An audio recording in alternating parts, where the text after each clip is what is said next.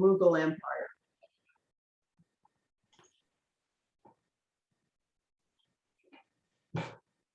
Most of India was conquered by the Muslim warlords known as Mongols or Mughals, who invaded from the north. The southern kingdoms managed to resist their advance. In the north, the Hindus and Muslims were united in a relatively peaceful empire. The south was the heart of the Hindu Chola Empire that stretched out to many parts of Southeast Asia. They were avid builders and left many temples that served as a model for later civilizations.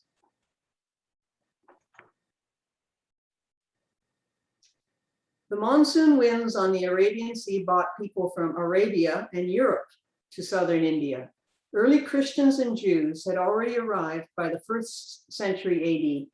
Later, the explorer Vasco da Gama was the first of a whole new influx of Western influences. Portuguese Catholics, Dutch Protestants, and finally the British, who gave southern India colonial architecture, railways, and a taste for tea. Southern cuisine is also very different from northern fare, and it's heavily reliant on the coconut, which is used as both cooking oil and flavoring. As in all of India, cooking is flavorful, complex, and time-consuming to prepare. Ingredients are always fresh, so you'll see lots of images of markets and street vendors. We traveled from the East Coast on the Bay of Bengal to the West Coast, once known as the Malabar Coast, on the Arabian Sea. The two regions are separated by a mountain range called the Western Ghats and are quite different from one another. The state we visited on the East Coast was Tamil Nadu. Its climate is quite dry, their language is Tamil, and their religion is mostly Hindu. The state is agricultural, industrial, and urbanized. Their politics are tempestuous, with ex-Bollywood stars turned politicians and newspaper headlines claiming corruption and nepotism. But when you cross the mountains, the climate is wetter, the foliage more lush, with more rivers and wetlands. Their language is Malayalam. There are many more Christians, and it's the only state where it's legal to eat beef. It's one of the poorer states with a population far lower than Tamil Nadu. Their politics veer to the left. Che Guevara is a hero here. You'll notice that many of our images feature temples and idols and blessings. The Hindu religion is deeply enmeshed in people's everyday life and features a large pantheon of gods. Two we saw a lot of are Shiva and Parvati, who kind of embody the male and female principle of life. In the sanctuary at the heart of a Hindu temple, there is usually a cylinder called a linga, which represents the male principle, sitting on a flat rock. That's a yoni, the female principle. You'll notice what looks like a little map on the top on the linga there, and that's the symbol for Shiva followers. So you'll often see people with that symbol on their forehead so that everyone that sees them will know that they follow Shiva. There's also another one which you'll see in the slideshow, and it's the symbol for Shakti, and that's the divine feminine. It's more like a white mark with a red dot in the middle. Other easily recognizable gods are Nandi, the bull, and Ganesh, the elephant-headed god. The iconic architecture of southern India is the enormous gate opening to the temple sanctuary. These gopurams are very tall and ornately decorated with gods, heroes, and mythical beasts. Some are carved from stone, but most are brightly painted. One of the most famous, Meenakshi Temple, actually has 14 gopurams. The temples contain many sculptures of the gods. These sculptures are dormant until their godly essence is brought forth by chanting from the priests and the offerings of fire, food, colored powder, water, and flowers. Then they become idols. Two Hindu concepts that we came in contact with a lot are, first, chakras. Humans have 7 of these energy centers from the soles of their feet to the top of their heads. An important one is in the forehead between your eyes. Blessings almost always include daubing red paste in that spot. It might also include turmeric and rice powder. We were blessed almost every day. The second thing is called the purity principle. Some things are pure like books, some are neutral like machinery, some are impure like cow leather. One reason that you take your shoes off when you enter a temple is that they might contain cow leather. People strive for purity, and water and fire can both purify. Some other things that you'll see in our slideshow. We were in Tamil Nadu during the Pongal festival of Thanksgiving time. People clean their houses, sweep their doorsteps, and draw a kolam design on them in rice flour. It is considered to be both mystical as well as decorative. Lots of things get blessed in southern India. New babies, new motorcycles, our tour bus, and a blessing often includes the breaking of a coconut. You'll notice in the slideshow how busy life is on the streets with lots of people, all different kinds of transportation. And in the videos, you'll hear lots of horns beeping. We don't pretend to know what life is like here or understand how things work. So these are just the things we saw. We found that people were very accepting and friendly. This isn't a particularly touristy area, so people found us interesting and they were pleased to pose for photos. I'm sure during the slideshow, Betty will share with us what it was like capturing these images in India. And now on to the slideshow. Okay, so I'll just stop this share. And then if I get really super lucky, I'll just open the slideshow. Okay. Looking good. So once again, just hang on a sec, then. Is it up? Yes. Okay, good.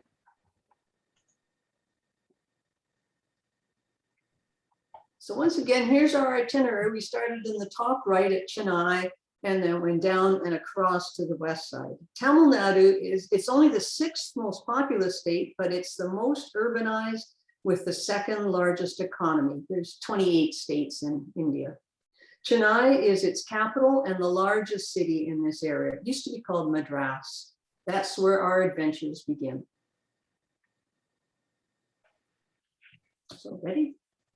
Okay, so basically, we started out in, what is a pretty large city. And from there, fortunately, we're able to travel into some smaller areas. But when we first got there, the first thing we encountered was a ear piercing ceremony. And this is something that they do with small children. And basically, it's a little traumatic, as you can tell by this.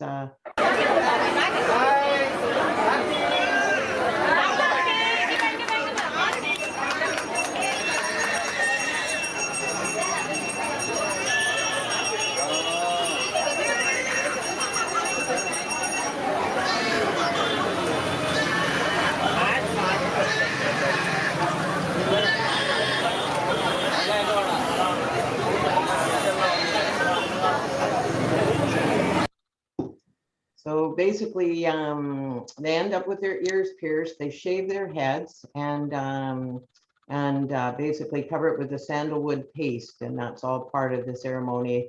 The parents are very proud to have their children go through this process, and it is certainly an important part of their culture. They're big into blessings of one sort or another, vehicles, appliances, their homes, trying to protect things from bad influences. This young gentleman is having his motorcycle.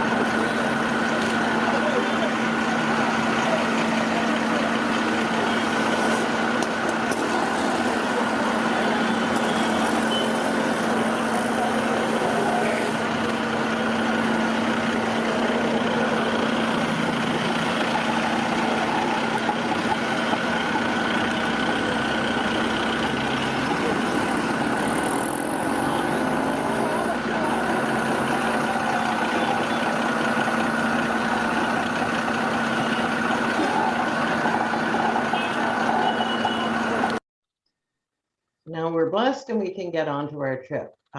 This is a costume you'll see frequently, the gentleman wearing what's called the dhoti, which is that fabric on the lower half of their body. If it's colored, it's called a lungi.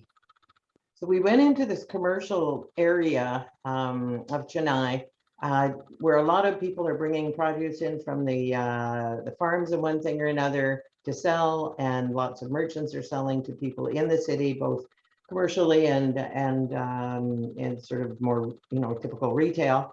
But there was just a toing and froing here that was absolutely phenomenal. But, you know, people were really fun to interact with.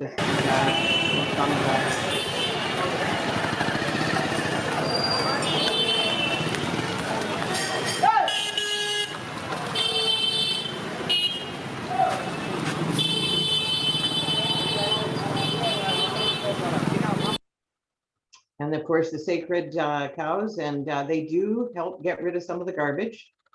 Some of the loads these people carry on these old bicycles is just phenomenal.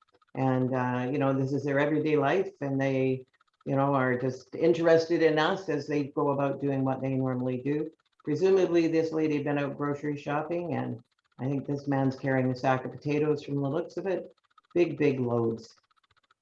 And as Lynn mentioned, the vendors, lots of fresh produce and really good looking produce that was coming in from the surrounding farm areas. But we find that when you're in the streets of India, I mean, it's a little mind numbing because there's so much going on, but you feel safe. You really are interacting all the time, whether it's just eye contact or a little hand wave or a smile or whatever. It's really kind of an exciting place to visit. And we've been now twice, and I wouldn't be at all surprised that we will go again. This was a sari shop, of course, very popular in India. Lots of women with beautiful, beautiful saris. They even work in their saris. That's their traditional style of dress. And so, of course, they wear it, you know, wherever they go, whatever they do.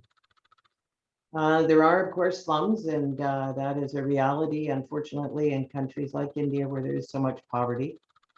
Tuk-tuk's very common transportation, and we always enjoy taking them. However, this day we were off on a train ride. And this is a typical commuter train, one that our trip leader would use to come to work. That is our trip leader there, Dilip. And he basically showed us around the country for the entire time.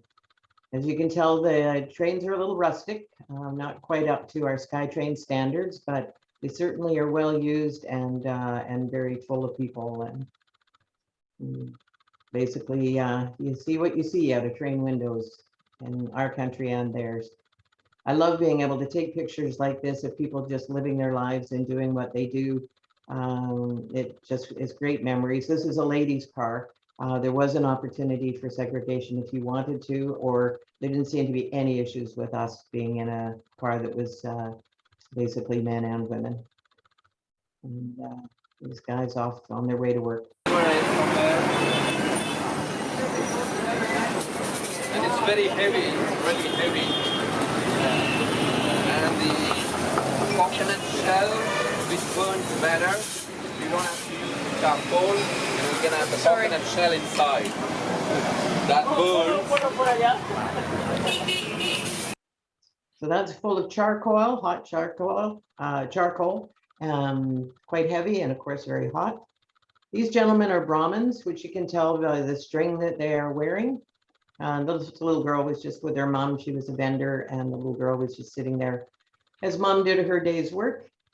And now we're getting another blessing, and this happened most days. We got a blessing somewhere along the line from a priest in a temple or wherever we happen to be. And these are the marks that Lynn was explaining, and the rice powder and other things that they use as a part of that. And this young fellow is fixing his motorbike with a little bit of crazy glue. And just amazing that things, and I mean, this fellow's riding his bike with his bare feet. These flower strings are traditionally used in offerings to the various gods in the temples, or anywhere where you see a god, you'll see them with these flowers, strings on them. And these temples are just phenomenal. Some of them are unpainted, some of them have been painted, and then the paint has eroded off over time. This one is just amazingly colorful and detailed. It was just, I mean, the time and the work and the artisan and the art that's involved in these is phenomenal. And the closer you get, the more you see.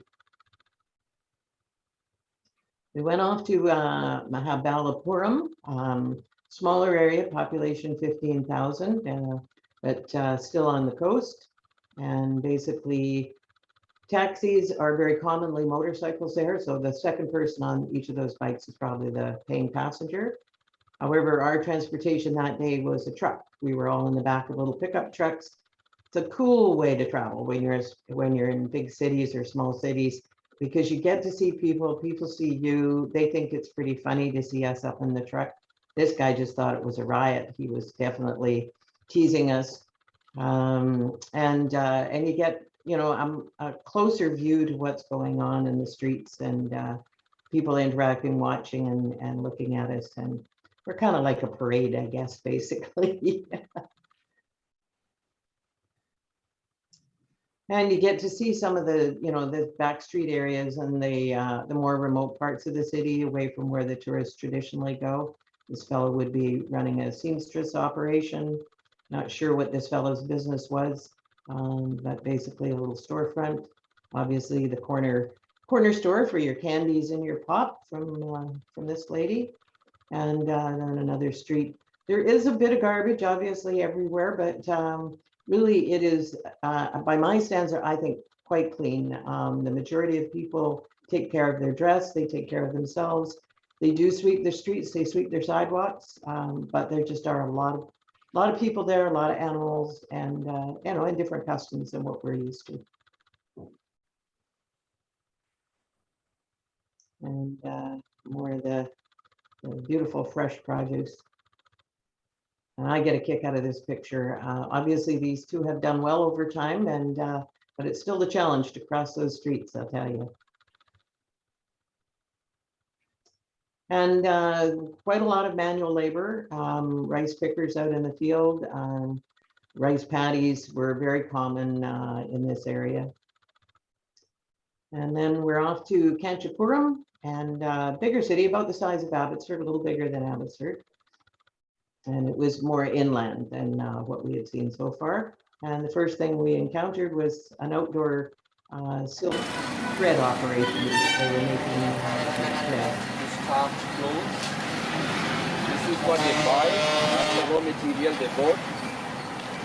Here.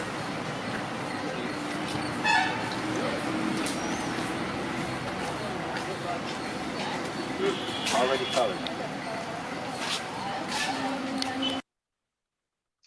So it's quite a process. It's kind of I guess a kind of brushing, and then this lady was also even hitting them with sticks. So we didn't understand what exactly they were doing, but they certainly seemed to have a good product.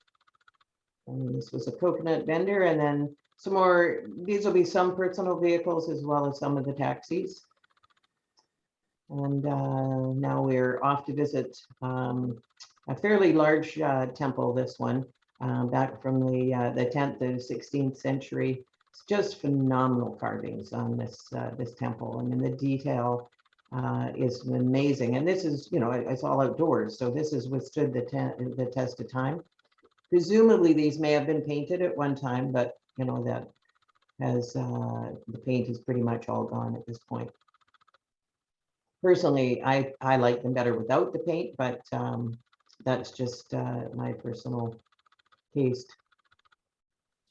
And here's one of the little male-female characters that Lynn was explaining. And my friend the bull.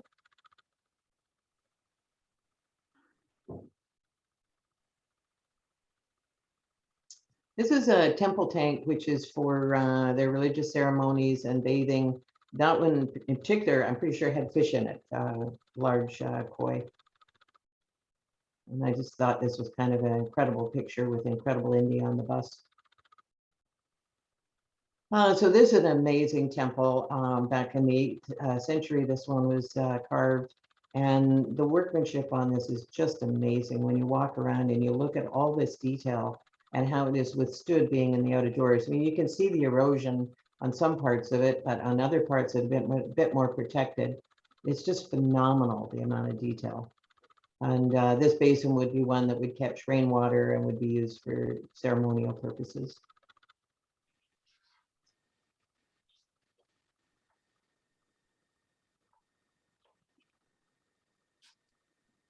And the detail in these carvings is just exquisite. This is an example of some of the paint that has survived on that particular temple, and where you can see that, you know, where the paint is little bits and pieces still left here. And this is another Brahmin going into the temple, probably to wake one of the gods. And now we visit a silk weaving class. Modernized room, just one person enough. If there is 5 shutters, the shutters in Tamil we say this one nada. Shuttle. That's a shuttle? Yeah. Some houses, some rooms has 4 or 5. More pattern, you know, the bulk order. So on the time, 2 people together making a saree.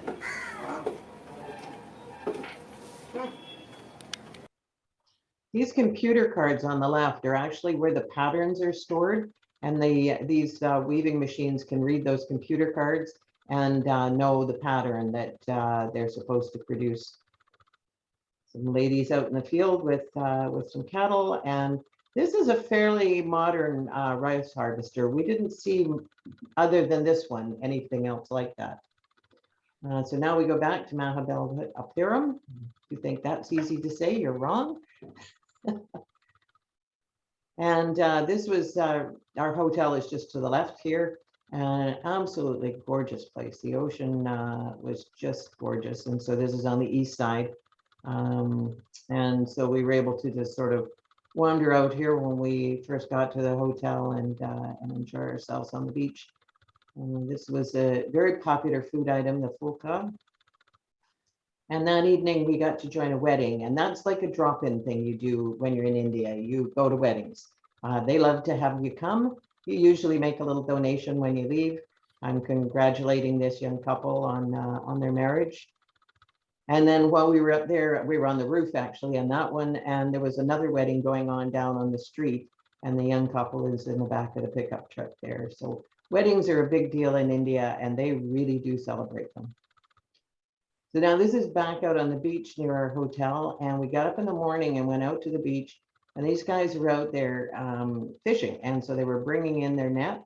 There's probably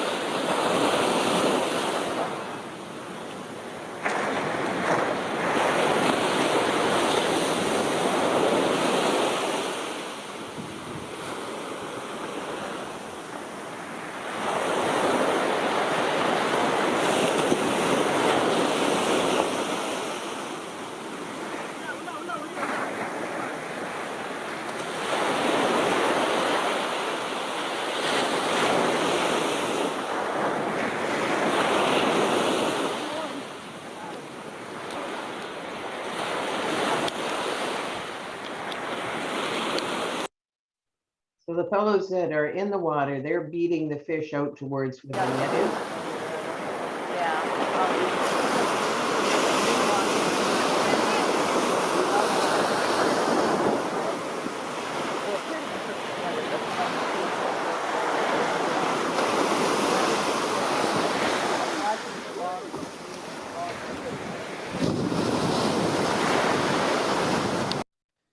And this is sort of the end of the net, and this is where the fish are, is in this great big red section of it.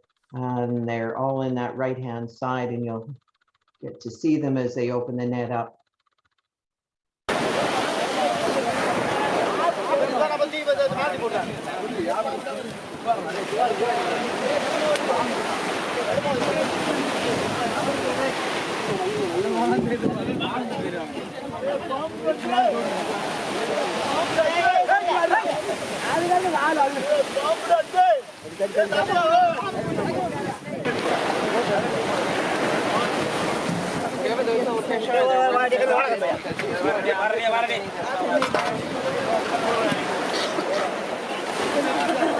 Stir fry them, you just eat the whole thing. Well, we've seen them dried in the market.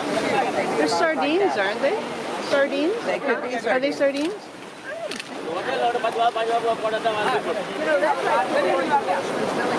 Yeah, we'll learn about. Yeah.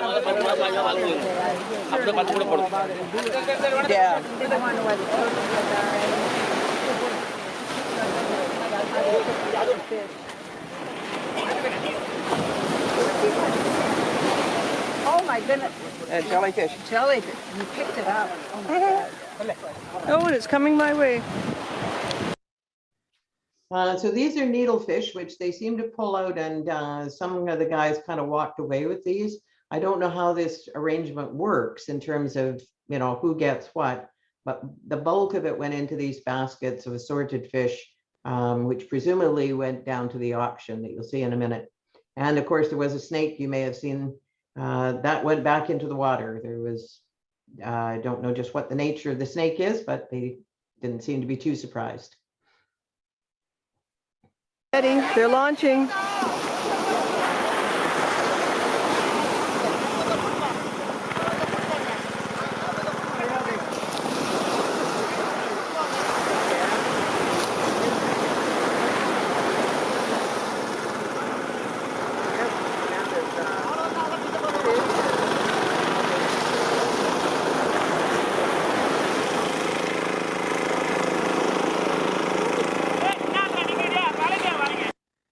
So after breakfast and watching the fishermen, we went to visit a school. And this is very common with the group we travel with. There's a lot of teachers in the group. And so we frequently visit a small community and usually there's a school in that community to learn more about the education system and to meet with the kids. They get a chance to ask us questions and we get a chance to sometimes interact and ask them questions or try and do their schoolwork with them. And it's usually a bit of a fun time. Most of the time, the kids really seem to be into it, and those kids certainly were. We also had a great conversation with the teachers and the principal to talk about what they sort of saw as their issues and their hopes and dreams. Playground equipment a little bit different than what we're used to seeing, that's for sure. And this lady was in charge of making lunch, and so she's building the fire for the lunch pot. So then we go down into the fishing village, and basically here is the fish auction. And this seemed to be where most of the fish came to and then were bought and sold through this gentleman here. And so just, I don't know, we didn't quite understand what got sorted and what didn't. There seemed to be lots of, you know, all the same different kinds of fish in the same pot. And then there were some that they seemed to sort out, but that was above our pay grade in terms of understanding. But certainly everywhere in that village, people were working on fish or fishing related things. I think these ladies were sorting and probably cleaning. This is a little village that they were all living in, and some of their cows who kind of roam freely. And basically some more ladies with the fish cleaning and salt from the looks of it. I think these are sardines, but I'm not really an expert on this stuff. And some of the fishing net that would probably be out in the ocean, bigger holes in the net, and the weights that hold down their nets, obviously all locally made. And they fish from these boats, all of which have that eye, which is to ward off evil and to bring good fortune on their fishing adventures, which needless to say are fairly risky. And then this lady was doing laundry. There was some water running there and she was using that. And this gentleman is mending his nets. And this is some examples of fish drying. There was fish drying all over the village, any place where there was a flat surface that was not used for walking. And we also got to visit a gentleman's home, Sally Andy, and just to sort of see how local people lived. He has a television. More importantly, from his point of view, he has a shrine, and basically a very high commitment, to their religious beliefs. Banana leaf plates are very popular there, and we ate off banana leaf plates quite frequently. This is Sally Andy's wife. She was preparing lunch, I think, and that's her on the left. But they will, they open their houses to us. It's amazing. I know our company, gives them a bit of a tip afterwards, which works both ways. We get to see and they get to benefit from it as well. Now, these ladies are doing the colon preparation. They've got a little gadget there for the rice flour to draw the basic pattern.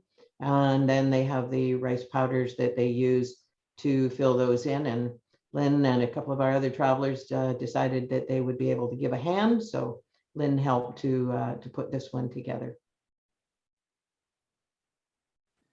So this was the lunch we had that day in the village. And basically the items that we enjoyed, the fried fish, rice, stewed fish, potato masala, dal, curd, and curd being yogurt, and a banana. We enjoyed the food immensely while we were traveling.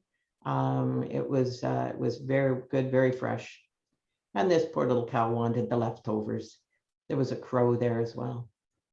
Then we visited a women's clothing collective. A French woman and a dozen Indian women started this, and they sell clothing online, high-end clothing, and basically do very well with it.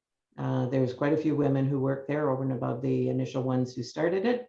And basically you can see all the different very brightly colored fabrics. That's certainly a mark of the brand that they have.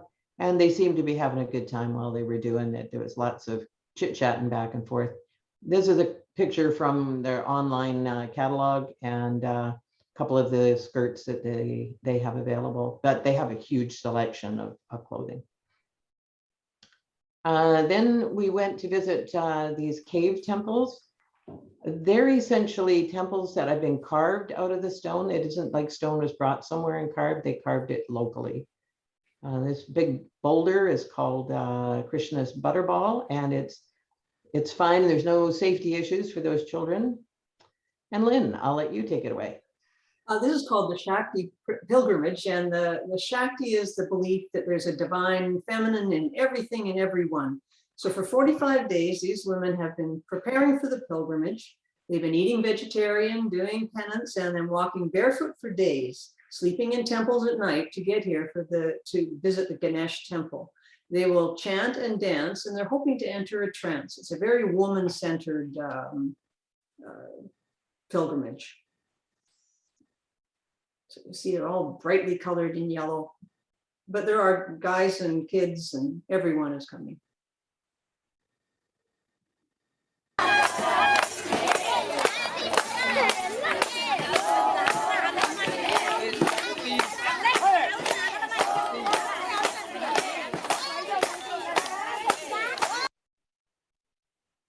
So they're attempting to enter a trance with this dance. And I think sometimes they're successful. There's a few people that we saw that looked like they were deeply into it, like this lady.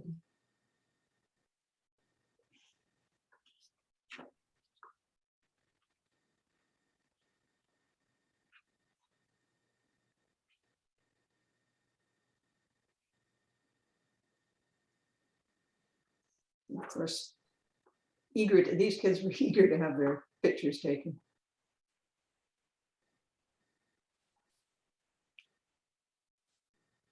So we were on our way to Tanjore or Tanjavur, and it has some of the most beautiful old temples. And this is the palace that holds the famous bronze statues of that era. And this is Shiva as Lord of the Dance, or Nataraja. It's probably the most well-known depiction of Shiva.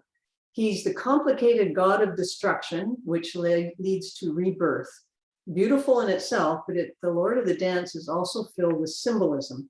If you notice, he's dancing within a circle, and that is the ring of cosmic fire. He has a third eye, The river Ganges is in his long hair, which spreads widely because of the speed with which he's dancing. His right earring symbolizes his male side, and his left earring emphasizes his female side. He is singing Om, the primordial sound of the world without end. One right hand holds a drum, which created the drum beat that brought the world into being. In his left hand, he holds fire. That's the destructive and transformative force. The other two hands, the ones in front, create a blessing or a mudra, hand gesture. His right arm has a snake, a cobra, coiled around it in a symbolic fear not stance.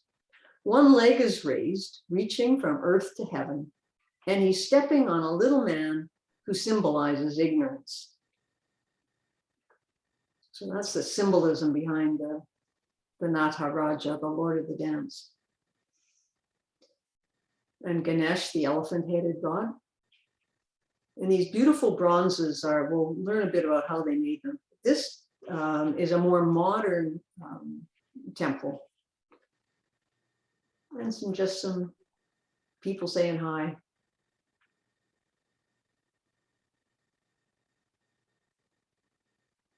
These two fellows, I was taking a picture of one and the other one jumped into the picture. I think they might have been twin brothers. So Chiles and more vendors, like they're friends and they seem to get along really well, these guys. And this is a millinery shop. And someone else just eager to get his picture taken. A wonderful smile. And you see the columns behind her on the doorsteps. And sometimes a door just needs to have its picture taken. And you can see the old as well as the more recent construction. This is a famous temple and carved stone, intricately carved. And close up, you can see all the detail.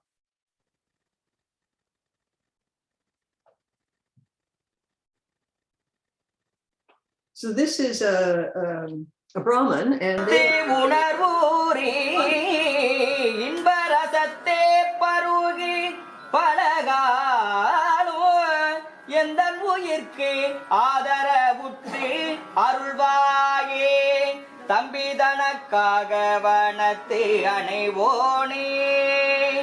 தந்தை வளத்தாள் அருள் கை கனியோனே அன்பர் தமக்கான நிலை பொருளோனே ஐந்து கரத்து ஆணைமுக பெருமாளே அன்பர் தமக்கான நிலை பொருளோனே ஐந்து கரத்து ஆணைமுக பெருமாளே.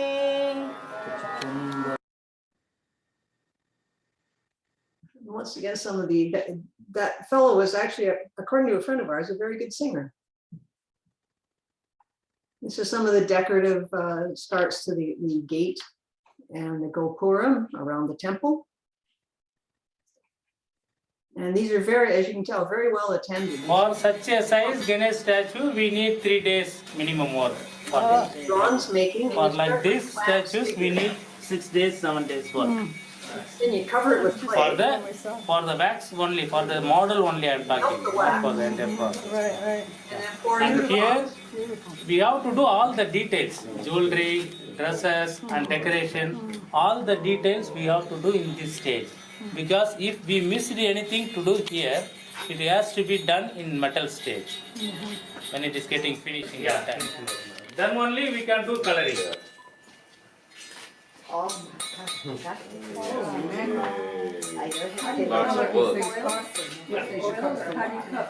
Chemical oxidation, sometimes chemical oxidation, sometimes we use jewelers when they do coloring. Stone work. We don't think about it.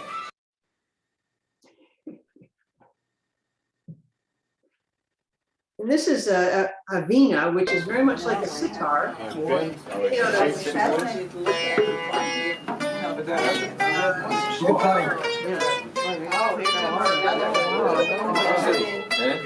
So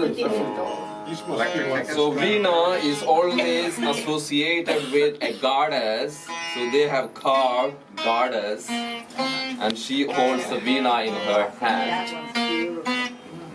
This is really a nice decor. And how? Oh, he's bringing a nice one. Come here.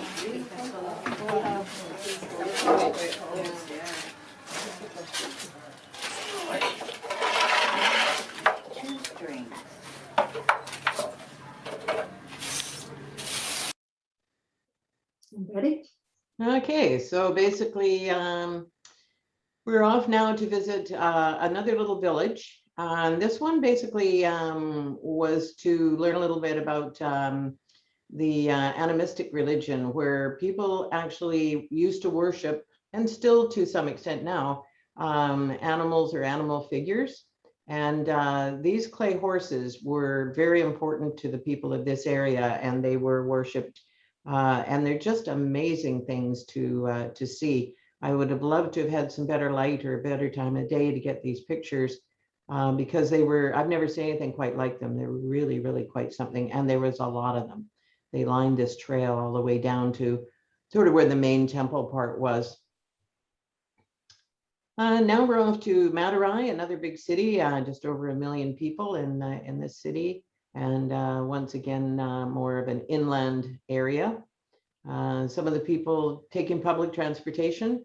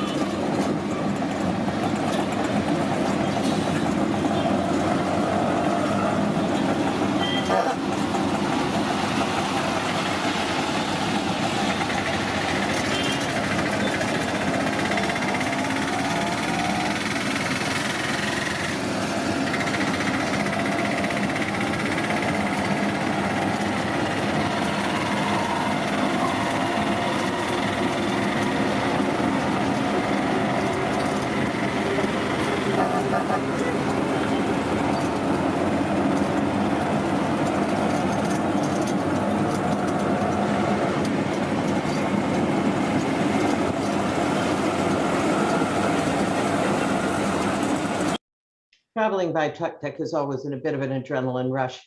You just never know what's going to happen next. This gentleman is making badam milk, and basically it can be served hot or cold, but it's the production of the way he does it.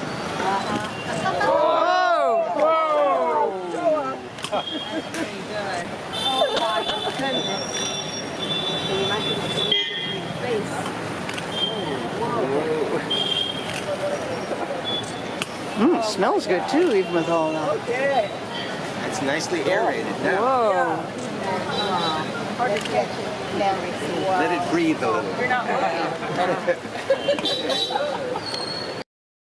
And then we went for a kotu paratha, in this little out of the way spot that was just along the side of the road. And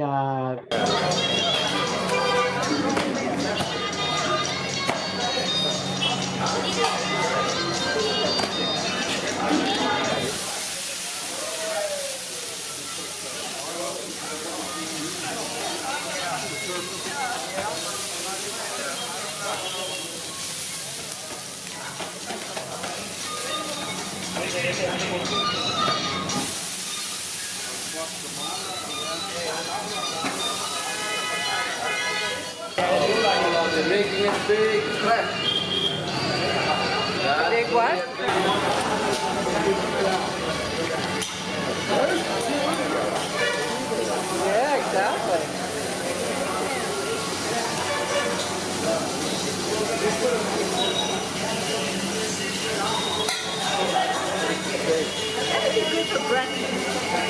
Yeah? Wouldn't it go? Yeah, the super omelet.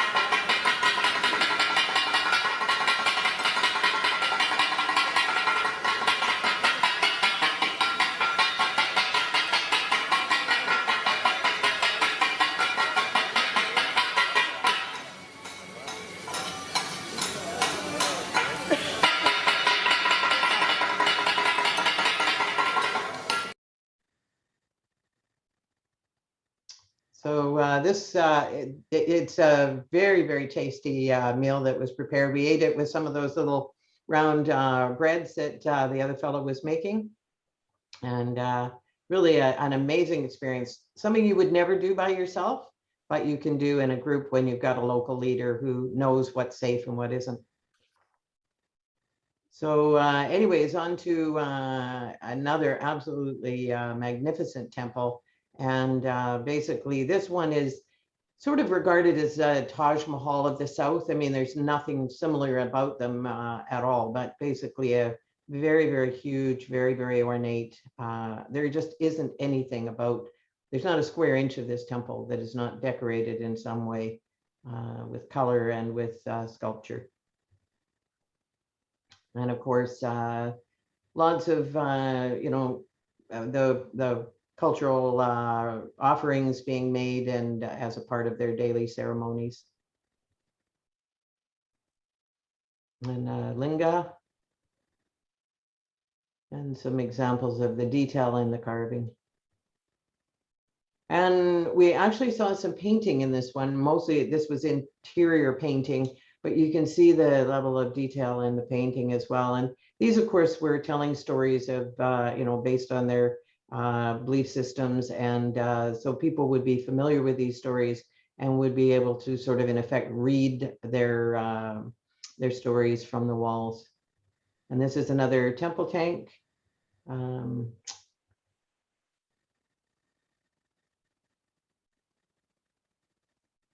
Now this is a palace, and this is kind of a different setup in that it is still being used today for public performance, musicals and concerts of one sort or another.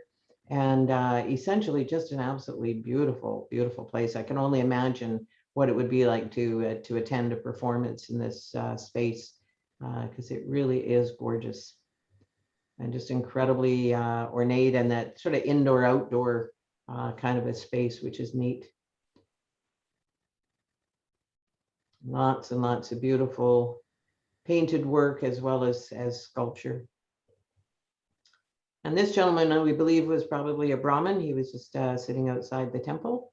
And then we were off for a rickshaw safari. And this one was basically where the fellow rode a bicycle and pulled a rickshaw behind.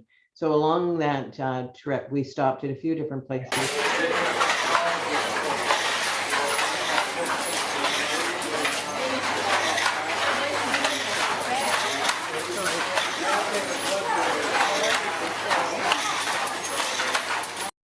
So these ladies are making cotton towels, a lot of things you might use in the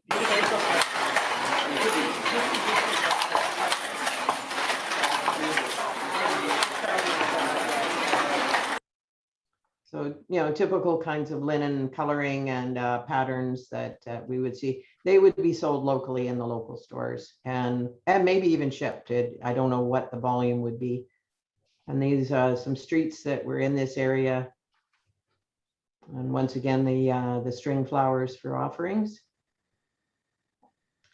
And this was the fellow who was riding the bike that was pulling Lynn's rickshaw.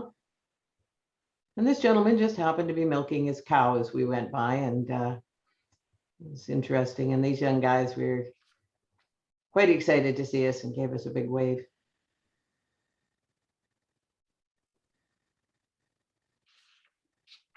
And this is sort of the group. We stopped at a crematorium.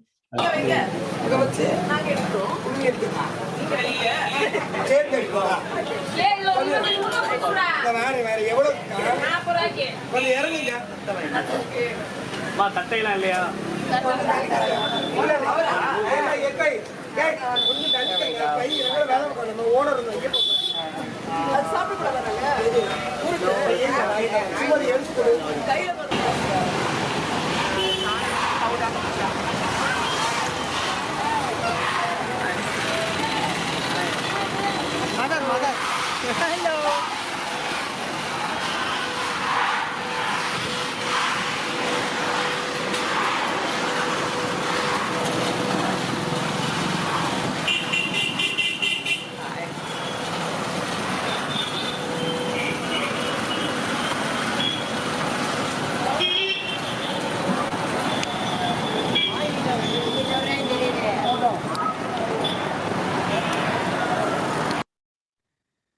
A lot of physical contact amongst people. These two are probably brothers. And then just some of the street scenes that we saw. Oxen were commonly used, and they often, most of them had painted horns. And just a beautiful woman that was selling produce.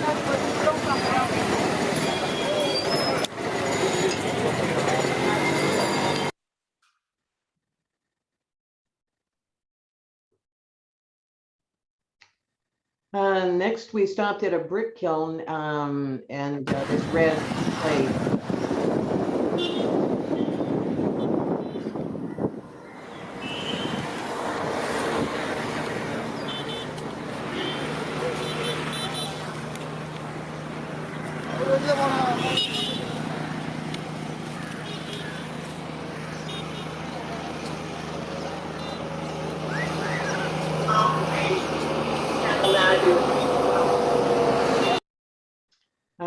This is an outdoor laundry. There's, you'll see another. So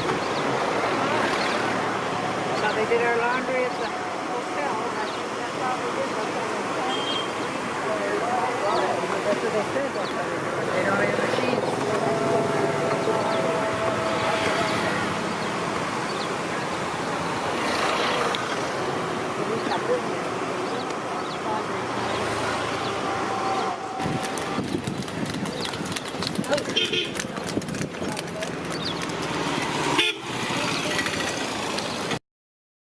This gentleman's got a bit of a load, probably off to the market, I think. So we left Tamil Nadu and went to Kerala, which is about 34 million people. And on the opposite side now, we're going to be on the west side of southern India. We started out in Periyar National Park. There are a lot of exotic animals there, but mostly we just sort of saw the more traditional type. The Indian gore, which is a quite beautiful sort of buffalo, water buffalo kind of. Bison, thank you. And sambal deer.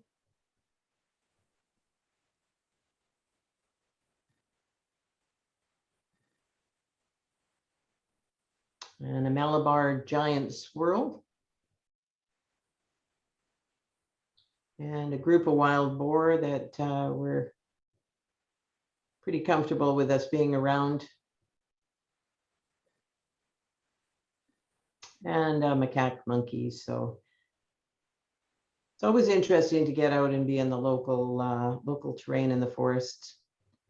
This was a tea plantation that we stopped at and had a look at this big Christian church. Massive stairway that went up to the top of it, and then quite a plain interior, but really quite a beautiful building. Certainly different from the Hindu temples that we had been seeing. And this was the preparation for lunch. We're often invited to participate in our meal preparation, and so we're out in the vegetable patch getting some vegetables. I'm in my elephant pants.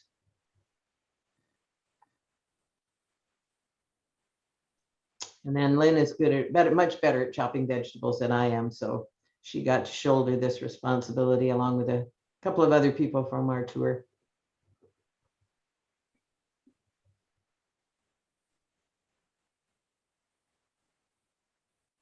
And that was the appetizer for our lunch. And we saw a cattle auction on this side of the road, so we stopped.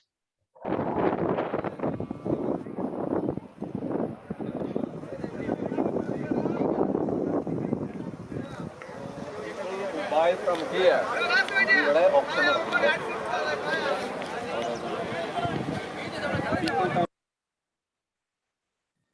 These cattle would have come from more Hindu areas. There's more Christian belief in Kerala. These gentlemen were putting themselves up for having their pictures taken. So it was, take a picture of him, take a picture of him. This guy's grabbing them and hanging on to them. And we stopped at rubber or latex harvesting plantation. The gloves, tires, tire manufacturers. These are shoes. So there are no products in the market if they don't want natural rubber. This is labor intensive, the price cannot. And now we get a couple of days out on a houseboat in what's called the Aleppi backwater on the west coast. And just a beautiful couple of days on these houseboats. 4 of us to a boat. And then one of them had our dining room in it. So we went to it for our meals. And this was a typical appetizer on a banana leaf. Really, really tasty. And this was the boat we were on. I shared it with 2 other people.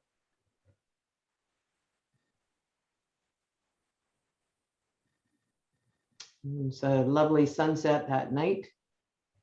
So it was fun being able to get sunset pictures. Both Lynn and I both take pictures. Lynn shoots most of the video.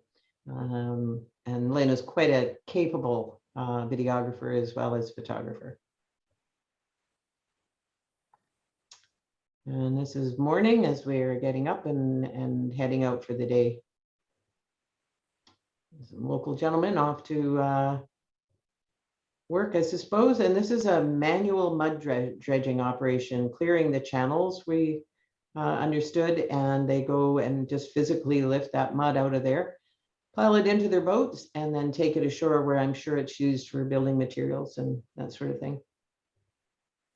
And it was beautiful going through these canals and seeing the homes and all sorts of different kinds of boats. And this would be a tour boat, this one.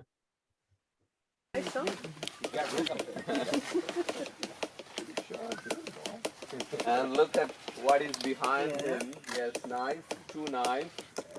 I want a plastic, something plastic, which has a clay.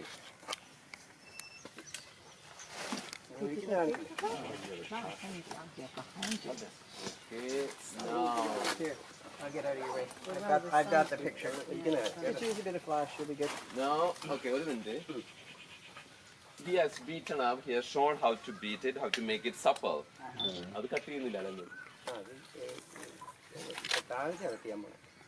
that one he doesn't want to cut, he just show us. Okay. Okay, normally we have to cut.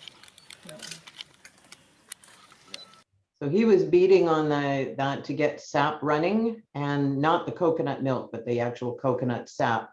And it creates arak, which is an alcoholic drink, quite potent. We got to try it, and it definitely gave us a buzz, and we didn't have very much. These ladies are hyacinth removers who are working in the field in the fish farm. The women cleaning the rice paddies.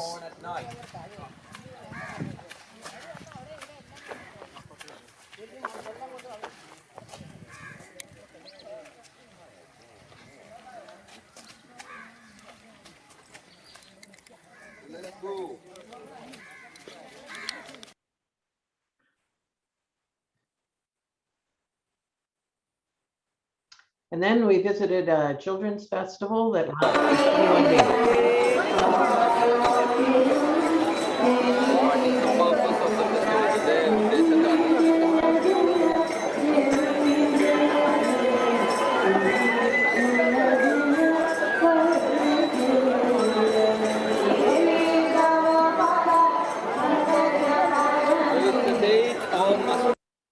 This young family, dad and his two boys, the boy in the red outfit is dressed up for the ceremony, and he was about 5, as I recall. And that's his older brother, both very proud to be there with their dad for 21 days, living in a local, it was sort of like a bed and breakfast, but a lot of people there.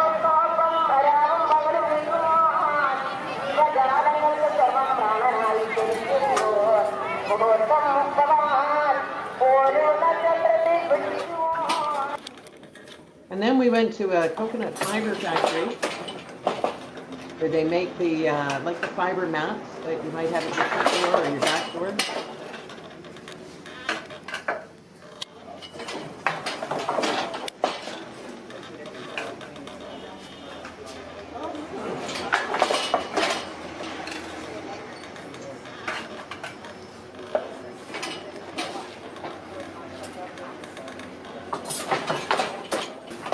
And they have to transform into a rock. So she is going to show us how to transform into a rock with her hand. Oh.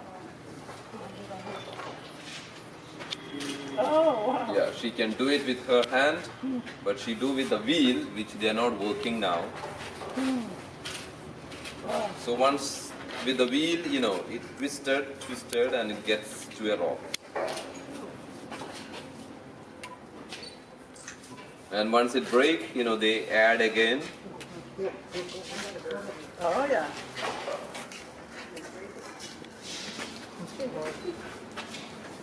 So this is done with the help of a wheel and the hooks. Somebody is turning the wheel, and they hook it into it. What? And made a solid Oh, rock. hey. That's amazing. And this is the other laundry that I was mentioning. This is the commercial laundry.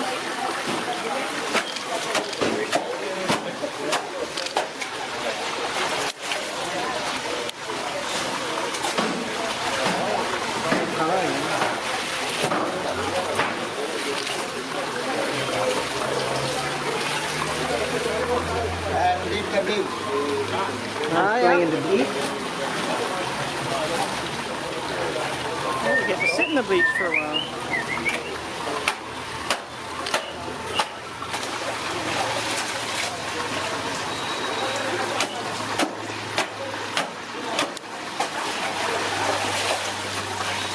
Very physical work. Very physical. Yeah. But you're right, it does, but it makes it white. Yeah. In this detergent. Because it's cleaned it, already cleaning is over. And so there was all these cubicles similar to what you saw with the one individual. These would be some placemats from a local hotel or restaurant. And this is where they hang the laundry out to dry in the sun. And that bluing makes everything come nice and bright and white and clean. And an ironing operation. Okay, so then we head for Cochin, about well, over 500,000 people in Cochin, so a fairly large city on the right on the west coast. And we visited this lovely church, the St. Francis Church.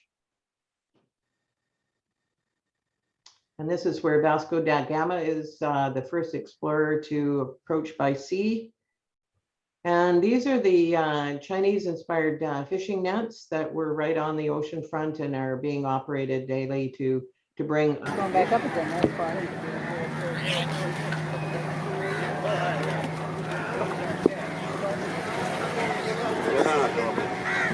This is the catch. All fish. Oh, that's how they catch.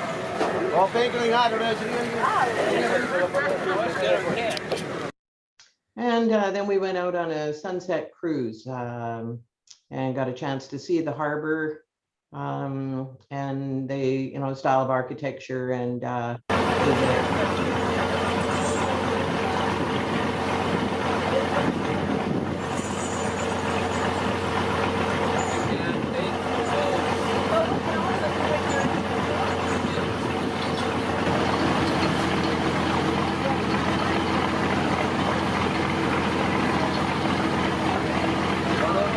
Colombo is the major port down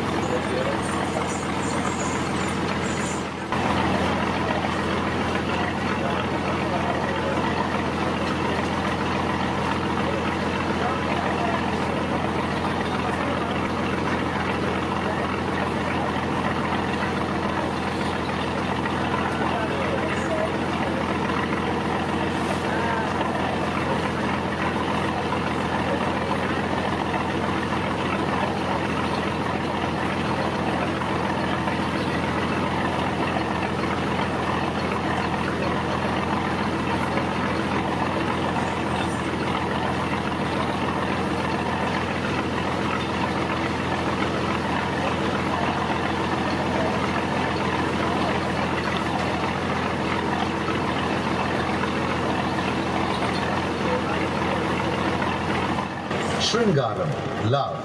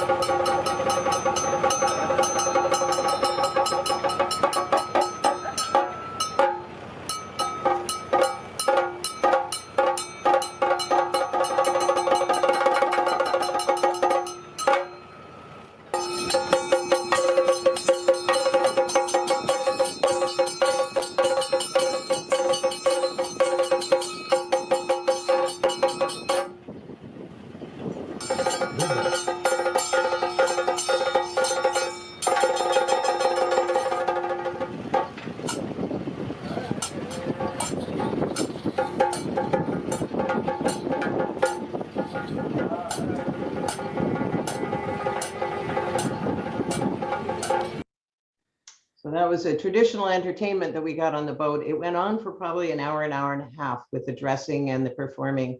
It was really quite something. And then we had these beautiful sunset shots that we got to take of the fishing nets.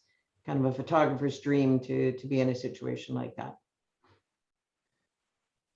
And the next day, as we were kind of drawing to a close, we went to visit Dutch Palace and even a Jewish synagogue.